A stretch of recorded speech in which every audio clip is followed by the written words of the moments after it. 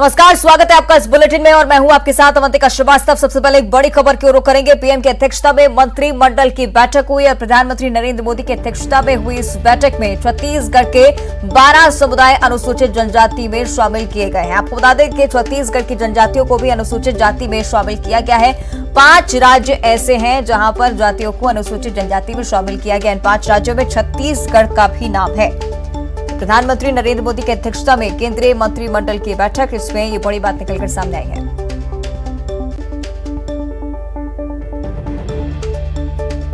तो छत्तीसगढ़ के 12 समुदाय अनुसूचित जनजाति में शामिल किए गए हैं। छत्तीसगढ़ की जनजातियों को भी अनुसूचित जाति में शामिल किया गया है। 5 राज्यों की जातियों को अनुसूचित जनजाति की श्रेणी में रखा गया है। 5 राज्यों में छत्तीसगढ़ का नाम भी शामिल है। प्रधानमंत्री नरेंद्र मोदी की अध्यक्षता में मंत्रिमंडल की बैठक हुई थी। इस बैठक के बाद ये बड़ी बात सामने आई है। छत्तीसगढ़ के 12 समुदाय अनुसूचित जनजाति में शामिल किए गए हैं। इनको विशेष लाभ सरकार की तरफ से दिया जाता है। छत्तीसगढ़ के भी 12 समुदाय ऐसे हैं अनुसूचित जनजाति की श्रेणी में जिन्हें रखा गया है। 5 राज्यों की जातियों को अनुसूचित जनजाति में शामिल किया गया है।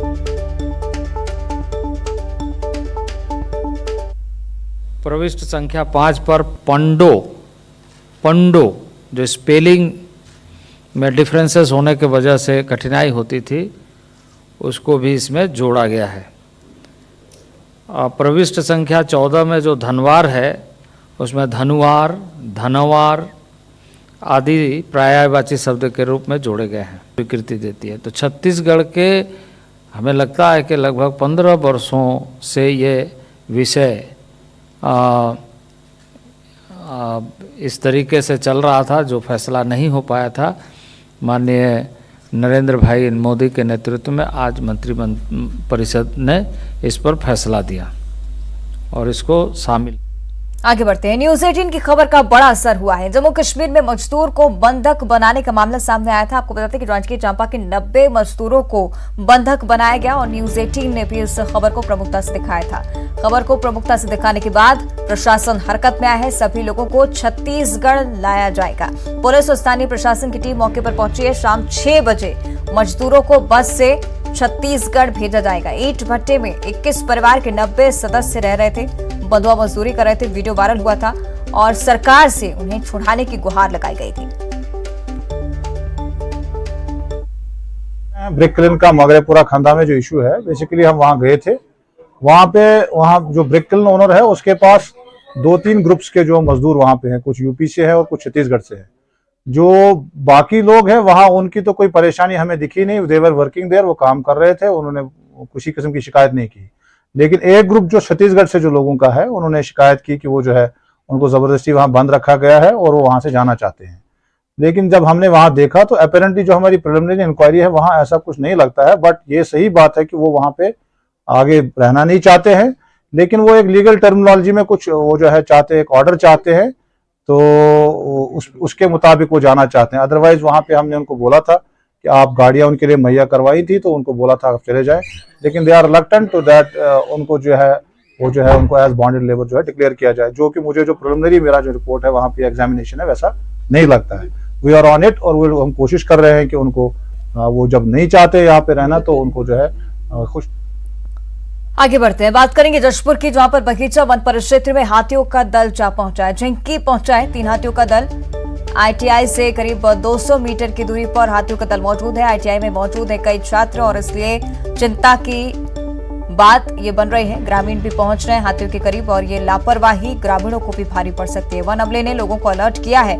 लोगों को हाथियों से दूर रहने की सलाह लगातार दी जा रही है, लेकिन इसके बावजूद ग्रामीण वन विभाग की बात नहीं सुन रहे हैं।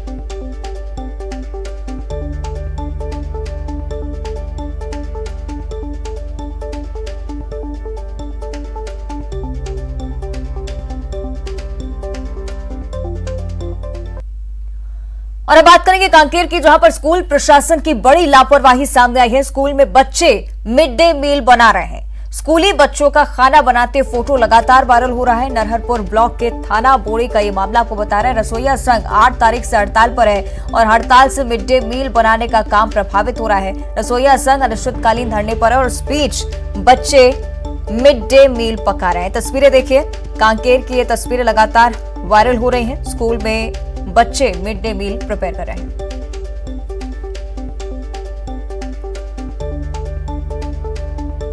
ज्यादा जानकारी लेंगे सहयोगी खेमनारायण हमारे साथ फोन लाइन पर जुड़ रहे हैं। खेमनारायण, क्या कुछ जानकारी इस पर, क्योंकि गंभीर लापरवाही है तो प्रबंधन की तरफ से? जी, ये पूरा मामला जो है नरहरपुर ब्लॉक के ग्राम थाना बोड़ी का है, जहां पर प्राथमिक शाला में बच्चे सब्जी काटते हुए दिखाई दे रहे हैं। मध्याह्न भोजन का जो काम है वो प्रभावित हुआ है, क्योंकि 8 तारीख से जो रसोइया संघ के द्वारा कांकेर में धरना दिया जा रहा है, अनिश्चितकालीन धरना पर डटे हुए हैं। और वहीं कहीं स्कूलों में शिक्षक भोजन पकाते हुए फोटो वायरल हो रहा है, तो कहीं बच्चे जो है मध्याह्न भोजन बनाते हुए दिखाई दे रहे हैं। जी ठीक है, शुक्रिया आपका इस जानकारी के लिए। तो ये वायरल फोटो लगातार चर्चा का विषय बना हुआ है, क्योंकि स्कूल की तरफ से बड़ी लापरवाही है। अगर कर्मचारी हड़ताल पर हैं तो बच्चों से यहाँ पर खाना पकाया जा रहा है।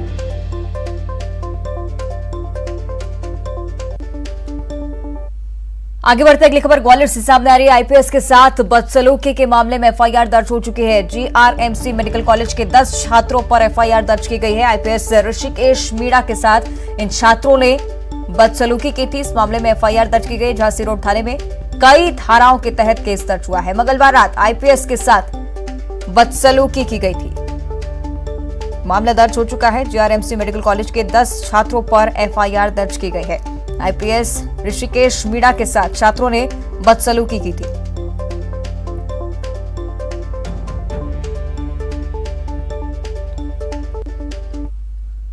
और बात करेंगे राजधानी भोपाल की। 3 साल की मासूम से अश्लीलता का मामला सामने आया था और इस मामले में आरोपियों की कोर्ट में पेशी हुई। 2 दिन की रिमांड पर दोनों आरोपियों को भेज दिया गया है। भोपाल की हम बात करें, जहां पर 3 साल की मासूम से बस ड्राइवर ने अश्लीलता की थी। महिला हेल्पर की मौजूदगी में यह सब हुआ था। दोनों आरोपियों की कोर्ट में पेशी हुई। 2 दिन की रिमांड पर दोनों आरोपियों को भेजा गया है।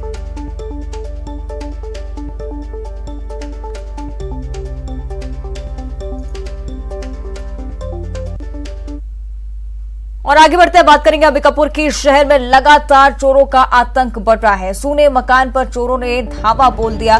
कृषि विकास अधिकारी के घर को निशाना बनाया। लगातार 2 बार यहां पर चोरी हो चुकी है। पुलिस चोरों पर नकेल कसने में नाकाम साबित हो रही है। थाना चौकी से महज 1 किलोमीटर की दूरी पर यह मकान स्थित है और मणिपुर चौकी थाना क्षेत्र के मठपारा का यह मामला। पुलिस चौकी करीब होने के बावजूद यहां पर चोरों की गिरफ्तारी नहीं हो पाई है। अंबिकापुर की जानकारी आपको दे रहे हैं। शहर में लगातार चोरों का आतंक बढ़ रहा है। सोने मकान पर चोरों ने धावा बोला। कृषि विकास अधिकारी के घर पर लगातार 2 बार चोरी की वारदात सामने आ चुकी है। पुलिस चोरों पर नकेल कसने में पूरी तरह से नाकाम। पुलिस चोरों पर नकेल नहीं कस पा रही है। थाना चौकी से महज 1 किलोमीटर की दूरी पर कृषि विकास अधिकारी का घर है, लेकिन इसके बावजूद 2 बार चोरी इनके घर पर हो चुकी है। एक बार फिर से इसी तरह का मामला मणिपुर चौकी थाना क्षेत्र के मठपारा का एक मामला है। लगातार अंबिकापुर में चोरों का आतंक देखने को मिल रहा है। कृषि विकास अधिकारी के घर को दूसरी बार चोरों ने निशाना बनाया है। पुलिस चोरों पर नकेल कसने में नाकाम। थाना चौकी से महज 1 किलोमीटर की दूरी पर यह मकान स्थित है। इसके बावजूद पुलिस की तरफ से कोई सख्त कार्रवाई नहीं।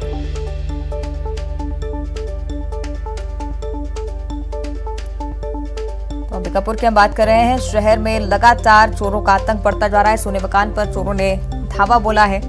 लगातार 2 बार कृषि विकास अधिकारी के घर पर चोरी की वारदात हो चुकी है, लेकिन इसके बावजूद पुलिस की तरफ से कोई कार्रवाई नहीं की गई।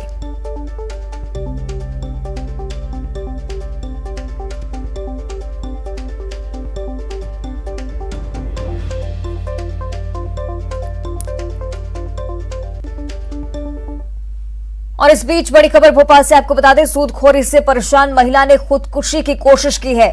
महिला ने खुदकुशी करने की कोशिश की, जहरीला पदार्थ खाया है। महिला को अस्पताल में भर्ती कराया गया। महिला ने सूदखोर रितेश पांडे पर परेशान करने का आरोप लगाया है और 5 लाख के बदले 1.5 करोड़ रुपए की मांग की जा रही है। महिला की तरफ से कहा जा रहा है अयोध्या नगर थाने में आरोपी के खिलाफ एफआईआर भी दर्ज की जा चुकी है। अयोध्या नगर का यह मामला है। सूदखोरी से परेशान महिला ने खुदकुशी की कोशिश की है। महिला ने जहरीला पदार्थ खाया है। महिला को अस्पताल में भर्ती कराया गया। अयोध्या नगर थाने में आरोपी के खिलाफ एफआईआर दर्ज हो चुकी है। सूदखोरी से परेशान इस महिला ने खुदकुशी करने की कोशिश की, जहरीला पदार्थ खाया। हालांकि फिलहाल महिला को अस्पताल में भर्ती कराया गया है, इलाज उसका वहां पर जारी। सूदखोर रितेश पांडे पर गंभीर आरोप, 5 लाख के बदले 1.5 करोड़ मांगने का आरोप रितेश पांडे पर। कई सारे ऐसे मामले राजधानी भोपाल से सामने आ चुके हैं। एक बार फिर से इसी तरह की घटना, सूदखोरी से परेशान महिला ने खुदकुशी की कोशिश की।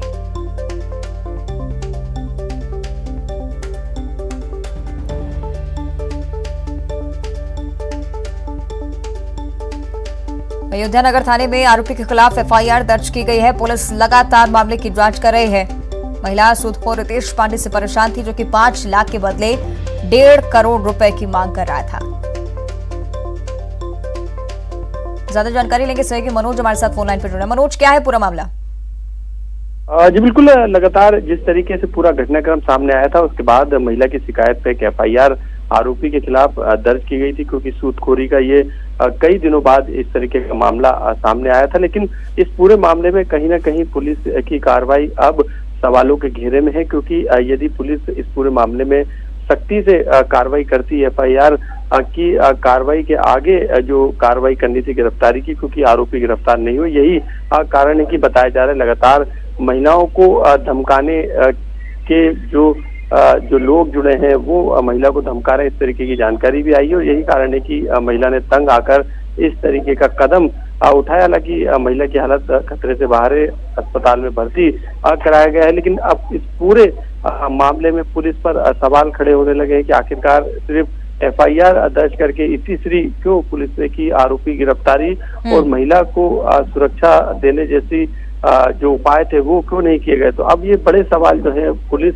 की कार्यप्रणाली पर उठने लगे कि आखिरकार एफआईआर के बाद आगे की कार्रवाई सख्ती से पुलिस ने क्यों नहीं की, क्योंकि ये पूरा मामला जब सूदखोरी से था तो अपने आप में ही ये गंभीर मामला था। ऐसे में महिला की शिकायत पर भले ही एफआईआर दर्ज कर ली, लेकिन आगे की कार्रवाई और कहीं ना कहीं लगातार मिल रही धमकी की वजह से महिला ने इस तरीके का कदम उठाया। हालांकि पुलिस ने इस पूरे मामले में संज्ञान अब लिया है, लेकिन जो एफआईआर दर्ज की गई थी उसके बाद जो कार्रवाई की गई उस पर जरूर अब बड़े सवाल खड़े होने लगे। ठीक है, शुक्रिया आपका मनोज इस जानकारी के लिए। चलिए अब देखिए।